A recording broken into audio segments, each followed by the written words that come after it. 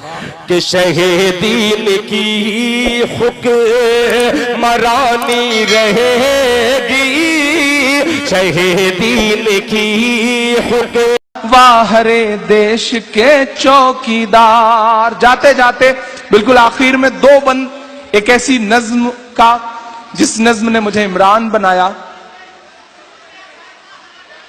जी जी, मैं आखिर में मदरसे की नज्म के दो बंद सुना दे रहा हूं। मेरा ख्याल है कि उसके लिए बहुत सारे दोस्तों का हुक्म भी रहा है। मैं सबकी कशमकश को समझ भी रहा हूं, सबको जाना है। मैं बिल्कुल आखिर में एक नज्म सुनाता हूं। आजाद साहब, मैं इलाहाबाद विश्वविद्यालय में हिंदी साहित्य का विद्यार्थी रहा हूं। मेरा मदरसों में पढ़ाई का कोई सिलसिला नहीं रहा। हिंदी लिटरेचर का विद्यार्थी रहा तो जाहिर सी बात है, स्कूल में पढ़ा, कॉलेज में पढ़ा, फिर यूनिवर्सिटी आ गया। लेकिन पिछले 20 साल में इस देश की मीडिया ने एक प्रोपेगेंडा खड़ा किया। मदरसों में यह सिखाया जाता है, मदरसों में वो पढ़ाया जाता है। इतना कहा कि दुनिया ने यकीन करना शुरू कर दिया।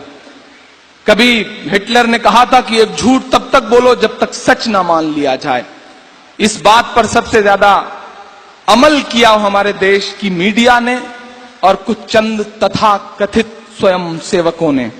मैंने बड़ी मासूम सी जुबान में, बड़ी शराफत से इस देश के एक जिम्मेदार नागरिक की हैसियत से एक बहुत सलीके की नज्म कही। मैं आपकी अदालत में रखता हूं और आपसे दुआएं मांगता हूं कि मिला हमेशा चाहत का पैगाम मदरसों से। पूरे हिंदुस्तान ने बड़े हंगामों में सुना इस नज्म को, पलकों पे बिठा के सुना है। देखता हूं आज बंगलौर किस तरह से दुआएं देकर के भेजता है। आप थके नहीं हैं, ये मुझे यकीन है, क्योंकि बंगलौर थकता नहीं है पूरी रात रात, ऐसा सुन रखा है मैंने। मैं पढ़ता हूं साहब, आपका इम्तिहान भी लेता हूं कि मिला हमेशा चाहत का पैगाम मदरसों से, मत जोड़ो आतंकवाद का नाम मदरसों से, कोई इल्जाम मदरसों से, कोई इल्जाम मदरसों से। यहाँ कुराने पाक की हर लम्हा है तिलावत होती, जर्रे जर्रे में हमदर्दी और मोहब्बत होती, और मोहब्बत होती। कभी नहीं हो सकता कत्ले आम मदरसों से, मत जोड़ो आतंकवाद का नाम मदरसों से, कोई इल्जाम मदरसों से। 1857 से 1947 तक दिल्ली बता धोखा तुझे कब हमने दिया है, दिल्ली बता धोखा तुझे कब हमने दिया है। इतराने के लायक जो है सब हमने दिया है, इतराने के लायक जो है सब हमने दिया है। और हिंसा का जो इल्जाम लगाते हैं वो सुन लें, तारीख कुछ भी कहे, लेकिन जो मैं कह रहा हूं सच यही है कि हिंसा का जो इल्जाम लगाते हैं वो सुन लें। गांधी को महात्मा का लक़ब हमने दिया है, गांधी को महात्मा का लक़ब हमने दिया है।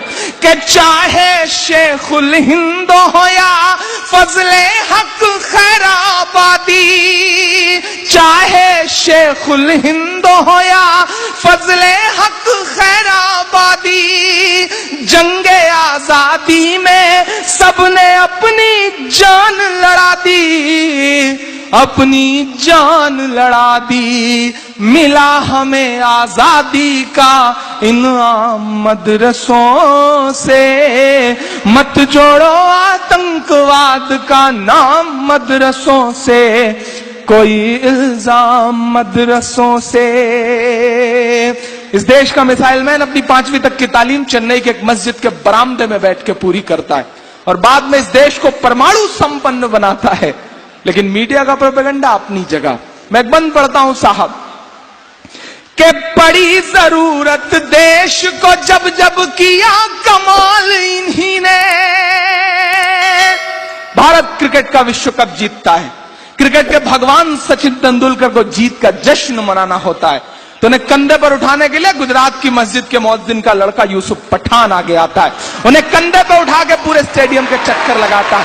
ये कुव्वत, ये ताकत मस्जिद और मदरसों के उन छोटे छोटे दानों में है जो हमारे आपके चंदों से आते हैं। मैं एक बंद पढ़ रहा हूं साहब, कि पड़ी जरूरत देश को जब जब किया कमाल इन्हीं ने, देश को एक से एक बढ़ करके दिया है लाल इन्हीं ने, दिया है लाल इन्हीं ने। मेरी नई नस्लों, मैं 3 राष्ट्रपतियों के नाम गिना रहा हूं। अब मीडिया कुछ कहे तो ये 3 नाम उनके मुंह पे फेंक के मार देना कि निकले जाकिर फखरुद्दीन कलाम मदरसों से, मत जोड़ो आतंकवाद का नाम मदरसों से, कोई इल्जाम मदरसों से। आखिरी बंद पढ़ता हूं और आजाद साहब की मौजूदगी में एक बहुत दिल के दर्द की बात कहता हूं। मैं कभी कभी सोचता हूं आजाद साहब की आखिर ये सिस्टम, ये प्रशासन, ये हुकूमतें हमारी नस्लों से क्या क्या उम्मीद करती हैं। हमारे हाथ में शहनाई थमाई गई तो हम उस्ताद बिस्मिल्लाह खान बन गए, हमारे हाथ में सरोद थमाया गया तो हम उस्ताद अमजद अली खान बन गए, हमारे हाथ में तबला थमाया गया तो हम उस्ताद जाकिर हुसैन बन गए, हमारे हाथ में साइंस दिया गया तो हम देश को परमाणु संपन्न बनाने वाले कलाम बन गए, हमारे हाथ में टेनिस का रैकेट पकड़ाया गया तो हमारी बेटियां सानिया बन गई, हमारे हाथ में क्रिकेट का बल्ला और गेंद पकड़ाई गई तो हम जहीर खान, यूसुफ पठान, इरफान पठान और मोहम्मद शमी बन गए, हमारे हाथ में म्यूजिक दिया गया तो हम इस देश को आस्कर दिलवाने वाले ए.आर. रहमान हो गए। चूंकि हमें अव्वल रहने की आदत है, तो हो सकता है कि पांव लड़खड़ाया हो तो हम हाजी मस्तान भी हो गए हों, बट इट्स अ ब्लैक। जिस तरह एक स्पेक्ट्रम होता है, इंद्रधनुष होता है, उसमें तमाम रंग होते हैं लेकिन उसके बगल में काला रंग भी होता है। यह हमारी नस्लों का काला रंग है। हम सिस्टम से गुजारिश करते हैं कि हमें उस काले रंग से क्यों पहचानते हैं। हमारी नस्लों के जो और खूबसूरत रंग हैं हमें उससे पहचानिए। हम इस मुल्क की तरक्की में आपके साथ शाना बशाना खड़े हैं, हम पे यकीन तो करके देखिए। मैं आखिरी बंद पढ़ता हूं इस नज्म का। 57 की जंग के बाद अंग्रेजों को लगा कि हिंदुस्तान पे हुकूमत तो बहुत मुश्किल है। हम लड़ रहे थे उस वक्त, हमसे छीनी गई थी हुकूमत, हम लड़ रहे थे। अंग्रेजों को लगा कि हिंदुस्तान पे हुकूमत तो बहुत मुश्किल है, हुकूमत करना है तो मुसलमानों को मिटाओ, मुसलमानों को मिटाना है तो कुरान मिटाओ। पश्चिमी उत्तर प्रदेश के तमाम दरख्त आज भी इस बात के गवाह हैं कि एक साथ सैकड़ों उलेमा को फांसियां दी गई और यह कहा गया कि इनकी लाशें तब तक मत उतरने देना जब तक आवाम के दिल से क्रांति का भूत न उतर जाए। और आज हम ही कटघरे में खड़े, बोलना तो पड़ेगा साहब। अब नहीं बोलेंगे तो कब बोलेंगे? अगर अब नहीं बोलेंगे तो आने वाली नस्लें गूंगी हो जाएंगी। मैं आखिरी बंद पढ़ता हूं इस नस्ल का साहब कि जंगे आजादी में फिरंगी लाख कुरान जलाए। माइक तो बिल्कुल राम नाइक की तरह गला खींच रहा है, मतलब बिल्कुल बोलने ही नहीं दे रहा है कि जंगे आजादी में फिरंगी लाख कुरान जलाए, किसी भी हाफिज के दिल से एक हर्फ मिटाना पाए, एक हर्फ मिटाना पाए। लिया है अल्लाह ने ऐसा भी काम मदरसों से, मत जोड़ो आतंकवाद का नाम मदरसों से, कोई इल्जाम मदरसों से।